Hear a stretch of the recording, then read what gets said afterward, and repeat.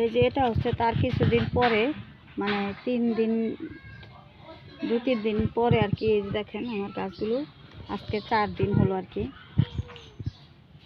তো এই যে দেখেন কতটা শাক পাতা জ্বালিয়ে গেছে। এটা হচ্ছে মূলা শাক, আর এই যে দেখেন পালং শাক উঠে গেছে।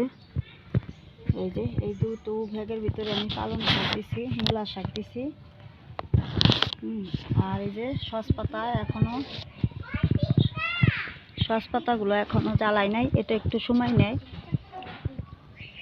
পুঁই শাক আর সসপাতা একটু সময় নেবে। তো এই হলো।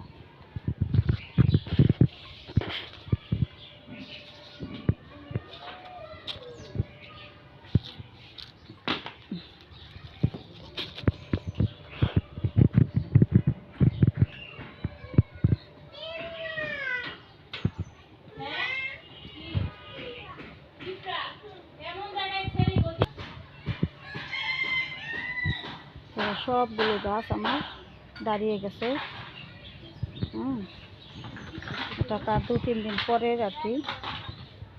তো এইভাবে আপনারা বাড়ির সামনে, বাড়ির জায়গায়, গ্রো ব্যাগে, ছাদ বাগানে, যেখানে যেভাবে গাছ করবেন, মাটিটা হালকা রাখবেন শাক পাতার জন্য। দেখবেন আপনারা এখান থেকে শীতের জন্য শাক পাতা তুলে খেতে পারবেন। ধন্যবাদ, সবাই ভালো থাকবেন। আর এই যে আমার পেঁয়াজ পাতাগুলো দাঁড়িয়ে গেছে, কত সুন্দর দেখেন বের হয়েছে।